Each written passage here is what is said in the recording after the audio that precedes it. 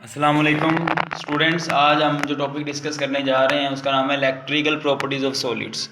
Electrical properties of solids जो हैं ये शॉर्ट क्वेश्चन टाइप है, इसमें ज़्यादातर एमसीक्यूज आते हैं। इलेक्ट्रिकल प्रॉपर्टी से क्या मुराद है कि अगर आप किसी भी बॉडी को प्रोवाइड कर दें इलेक्ट्रिक फील्ड, यानी किस तरह बैटरी से कनेक्ट करके, अगर आप किसी बॉडी को बैटरी से कनेक्ट करते हो तो एक पॉइंट उस बॉडी का हाई पोटेंशियल पे आ जाएगा, एक लो। तो हाई और लो पोटेंशियल जब बॉडी को मिलेगा तो उसके दोनों पॉइंट्स के दरमियान इलेक्ट्रिक फील्ड स्टैब्लिश होगा, यानी इस बॉडी को बैटरी ने इलेक्ट्रिक फील्ड प्रोवाइड कर दी है।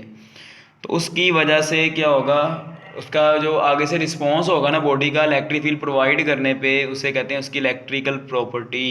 जिस तरह थर्मल प्रॉपर्टी होती है, हीट प्रोवाइड करने पे बॉडी का रिस्पॉन्स थर्मल प्रॉपर्टी कहलाता है। अब इलेक्ट्रिकल प्रॉपर्टीज़ की बुनियाद में तीन तरह के सॉलिड्स होते हैं: conductor, insulator and semi conductor. Conductor वो हैं जिनमें से करंट गुजर जाता है इजीली और उनकी कंडक्टिविटी वेरी हाई होती है, 10⁻7 पर ओहम पर मीटर होती है। पता है ना, कंडक्टिविटी रेजिस्टिविटी का रेसिप्रोकल है। रेजिस्टिविटी का यूनिट ओहम मीटर है तो कंडक्टिविटी का पर ओहम पर मीटर होगा। ये वैल्यूज मानी याद रखें। कंडक्टिविटी 10⁻7 पर ओहम पर मीटर है। अगर रेजिस्टिविटी पूछें तो 10⁻−7 हो जाएगी, क्योंकि इसका रेसिप्रोकल है। तो 1/10⁻7 क्या आ जाएगा, 10⁻−7, और यूनिट ओहम मीटर होगा। बुक में सिर्फ कंडक्टिविटी है, रेजिस्टिविटी पूछ लें तो इसका रेसिप्रोकल है। इंसुलेटर जो होता है उसकी कंडक्टिविटी वेरी स्मॉल है, 10⁻−10 से -20।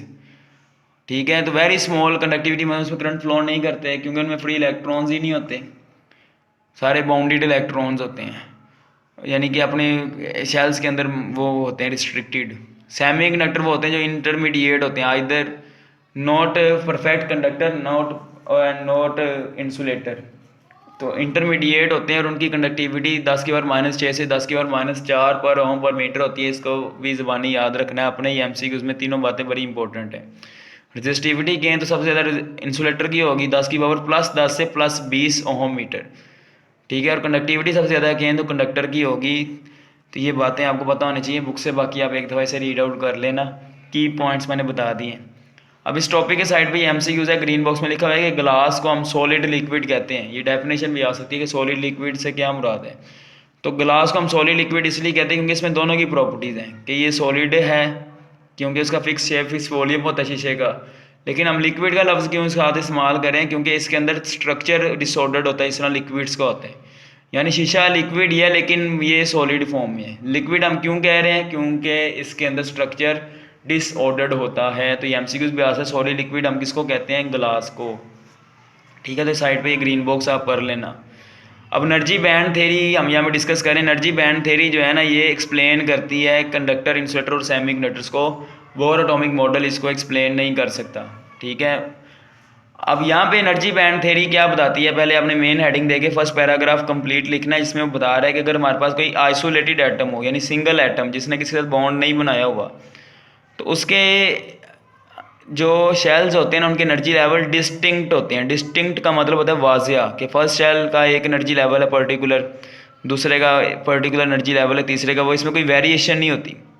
और पहले दूसरे शेल के दरमियान एनर्जी गैप कम होगा, दूसरे तीसरे में और कम हो जाएगा। पता है ना, जो जो ऊपर जाए एनर्जी गैप कम होता है, केमिस्ट्री में पढ़ा हुआ है। अब एनर्जी बैंड थ्योरी हमें ये बताती है, ये बात हमें पहले ही पता है, बोहर एटॉमिक मॉडल में हम पढ़ चुके हो, एनर्जी लेवल डिस्क्रीट होते हैं। ठीक है, अब सॉलिड्स जो होते हैं ना, सॉलिड तो एक एटम नहीं ना होता सॉलिड में। सॉलिड में बहुत से एटम्स आपस में बाउंड होते हैं। फर्ज किया एन नंबर ऑफ एटम है, एन यानी कि 1000, 1,00,000, 10,00,000 जितने भी हैं। और एनर्जी बैंड थ्योरी ये कहती है जब सॉलिड बहुत से एटम्स को मिला के बनता है तो फिर एनर्जी लेवल ऐसे नहीं रहेंगे डिस्टिंक्ट। कैसे हो जाएंगे वो बेटा जी, स्प्लिट कर देंगे इन एन सब लेवल्स के। अगर 1,00,000 एटम है तो हर एनर्जी लेवल, हर एटम के हर शेल का एनर्जी लेवल 1,00,000 सब लेवल्स में स्प्लिट कर देगा। ऐसा क्यों होता है, क्योंकि एक एटम में सिर्फ एक न्यूक्लियस की फोर्स इलेक्ट्रॉन पे अमल कर रही है, लेकिन एटम्स सॉलिड के अंदर एक एटम के इलेक्ट्रॉन पे सिर्फ उसका न्यूक्लियस फोर्स नहीं लगाएगा, मल्टीपल न्यूक्लियस की तरफ से फोर्स अमल करेगी, जिसकी वजह से उसकी एनर्जी लेवल्स स्प्लिट कर जाएंगे। चैप्टर नंबर 20 में हम एनर्जी का फॉर्मूला ड्राइव करेंगे, हम आपको मैं बताऊंगा कि एनर्जी ऑफ द इलेक्ट्रॉन जो होती है ना, उस पर अमल करने वाली फोर्स पे डिपेंड करती है। जिस तरह हम ज़मीन पे भी ग्रेविटेशनल पोटेंशियल एनर्जी ज़मीन की ग्रेविटी की फोर्स पे डिपेंड करती है, इस तरह इलेक्ट्रॉन पे की पोटेंशियल एनर्जी जो होती है, या उसकी जो एनर्जी इन द शेल है, वो न्यूक्लियस की फोर्स पे डिपेंड कर रही है। तो यहाँ पे मल्टीपल न्यूक्लियस की वजह से एनर्जी लेवल्स क्या कर जाएंगे, स्प्लिट। कि मल्टीपल एनर्जी लेवल्स हो सकते हैं। तो आपको ये मैं बता रहा हूँ कि in case of solids energy level जो होंगे वो क्या हो जाएंगे, स्प्लिट कर जाएंगे इन एन सब लेवल से, स्टेट्स भी कहते हैं हर शेल की। अगर 1000 एटम है तो हर शेल के 1000 सब लेवल्स बन जाएंगे, एक एनर्जी लेवल नहीं होगा एक पर्टिकुलर शेल का, और इतने एनर्जी लेवल्स क्लोज होंगे, ठीक है। It looks like a band, कि हमें लगेगा ये एनर्जी एक बैंड बन गया, जिसे हम एनर्जी बैंड कहते हैं। और एनर्जी बैंड के आपने पढ़ा है ना, पहले शेल में 2 इलेक्ट्रॉन बस पाए जाते हैं, तो अब भी एक एटम के पहले शेल के एनर्जी बैंड में 2 ही इलेक्ट्रॉन होंगे, लेकिन वो जिस मर्जी लेवल को ऑक्यूपाई कर सकते हैं इस एनर्जी बैंड के अंदर अंदर, ठीक है। तो ये नहीं समझना कि अब एक शेल के 10 सब लेवल बन गए हैं तो 10 ज़रब 2 20 इलेक्ट्रॉन अब पहले शेल में ही आ सकते हैं, आने उतने ही हैं जो आपने प्रिंसिपल पढ़े हुए हैं केमिस्ट्री के, वो होल्ड करेंगे, ठीक है।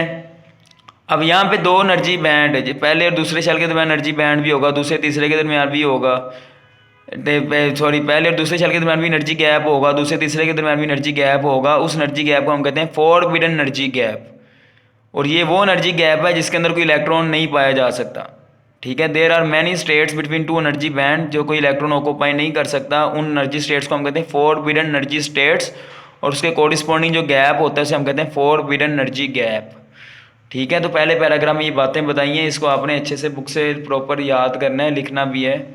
ये डायग्राम बुक पे नहीं है, वैसे समझाने के लिए बताई है मैंने, ठीक है। ये बनाना ऑप्शनल है, आप ना भी बनाएं तो खैर है। अब अगली बात जो मैं आज के लेक्चर में डिस्कस कर रहा हूँ वो वह वैलेंस बैंड के बारे में। वैलेंस बैंड किसे कहते हैं, आपको पहले वैलेंस इलेक्ट्रॉन्स का पता होना चाहिए। वैलेंस इलेक्ट्रॉन वो होते हैं जो आउटरमोस्ट इलेक्ट्रॉन्स और आउटरमोस्ट शेल में पाए जाते हैं किसी भी न्यूक्लियस के। सोडियम का आउटरमोस्ट शेल तीसरा है, तो उसके तीसरे शेल के इलेक्ट्रॉन्स को वैलेंस शेल कहते हैं, के इलेक्ट्रॉन को वैलेंस इलेक्ट्रॉन्स कहते हैं, और शेल को वैलेंस शेल। अब वैलेंस शेल के इलेक्ट्रॉन्स के कोरिस्पॉन्डिंग जो एनर्जी बैंड होता है ना, उसे कहते हैं valence band. Valence band highest occupied band है, यानी हाईएस्ट फील्ड बैंड होता है। और यहाँ तो ये पार्शली फील्ड होता है, यहाँ ये कम्प्लीटली फील्ड होता है, ये कभी खाली नहीं होता। सोडियम के तीसरे शेल में 1 इलेक्ट्रॉन, अगर वो 1 इलेक्ट्रॉन दे देगा तो अब उसका वैलेंस बैंड तीसरा शेल नहीं होगा, उसका वैलेंस शेल अब तीसरा शेल नहीं, अब दूसरा हो जाएगा, ठीक है। क्योंकि वैलेंस शेल की डेफिनेशन ये है कि हाईएस्ट ऑक्यूपाइड बैंड, ठीक है। ये हाईएस्ट ऑक्यूपाइड जो शेल है वो वैलेंस शेल होता है। तो आपको पता होना चाहिए कभी एम्प्टी नहीं हो सकता, ये एमसीक्यू में पूछ सकते हैं। अब कंडक्शन बैंड किसे कहते हैं, कंडक्शन बैंड जो होता है ना, ये वैलेंस बैंड से ऊपर होता है। अब बच्चे कहें सर आप तो कह रहे थे कि highest occupied band valence band, अब कंडक्शन बैंड कहाँ से आ गया। हाईएस्ट ऑक्यूपाइड बैंड हम वैलेंस बैंड इसलिए कह रहे हैं कि हाईएस्ट ऑक्यूपाइड जो पक्की बात है होगा हर शेल का, ठीक है, जिसके अंदर सबसे ऊपर वाला जो शेल है। कंडक्शन बैंड ऑप्शनल होता है, ठीक है। कंडक्शन बैंड जो होता है ना वो वैलेंस बैंड के ऊपर होता है, लेकिन उसमें इलेक्ट्रॉन किसी मटेरियल में होते हैं किसी में नहीं होते, इसलिए हम लोग यहाँ पे कंडक्शन बैंड के लिए बात नहीं करते कि ये हमारे पास हाईएस्ट ऑक्यूपाइड बैंड होगा। वैलेंस बैंड के लिए बात करते हैं क्योंकि पक्की बात है इसमें इलेक्ट्रॉन्स पाए ही जाते हैं और यही सबसे आउटरमोस्ट होते हैं ऑक्यूपाइड।